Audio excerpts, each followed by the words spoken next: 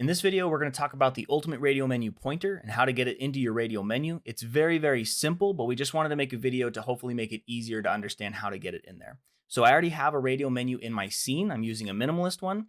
So the first thing to do is to just create a UI image that is a child of the radial menu. So we're going to right click on the radial menu object, go to UI, then go to image. And then let's just choose a sprite. For this one, I'm going to use the item wheel type 2 pointer. And so we have our pointer object there. So now on this image that we want to use as the pointer, we're going to click Add Component, Ultimate Radial Menu, Pointer. And now this right off the bat is going to assign some variables, and now we're going to be able to change the pointer's size in relation to the radial menu and a couple different options. So this snapping option is how we want the pointer to point at the buttons. Do we want it to be smooth? Do we want it to instantly snap to the button selection? Or do we want it to just be towards the input? Do we want it to be free?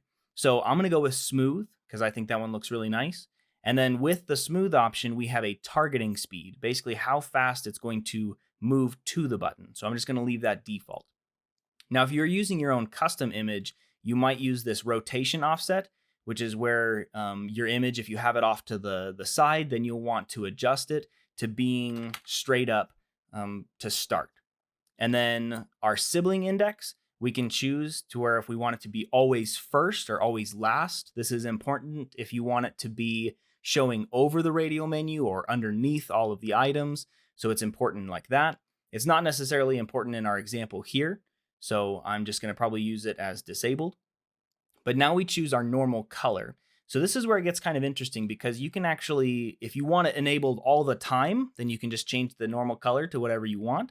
But you can enable different options down here now so that we can change the visual style to make it a little bit better. So with this, if we want the normal color, if we want the pointer to look blue, for instance, we can actually make it disappear while no buttons are selected by basically changing this normal color's alpha all the way down.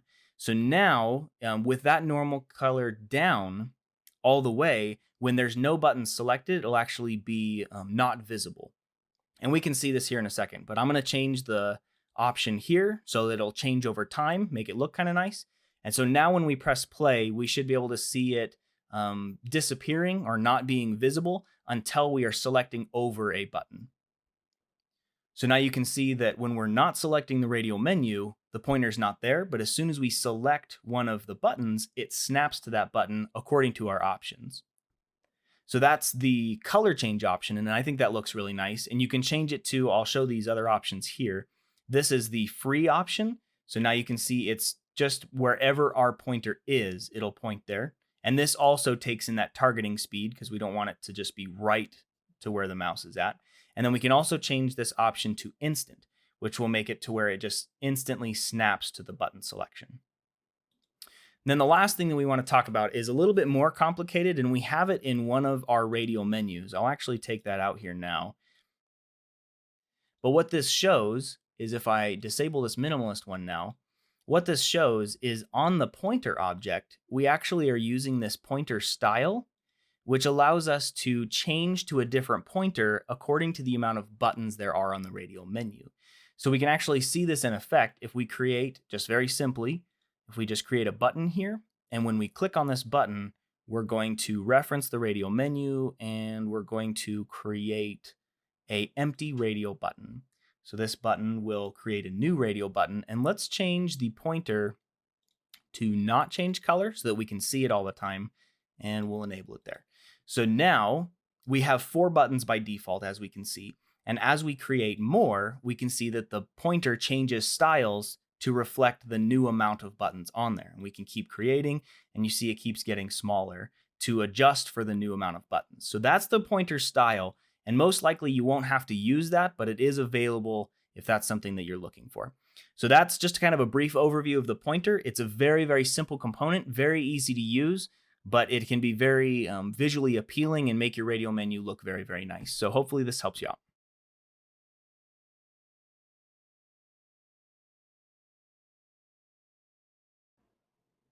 And so now we can see that this is, I just realized that reference script is from the last video. I should probably stop. I'm going to stop. Check this out. This is going to be pretty good. Don't worry, peeps. We got this. All right. Was I selecting here? I was selecting here. Okay.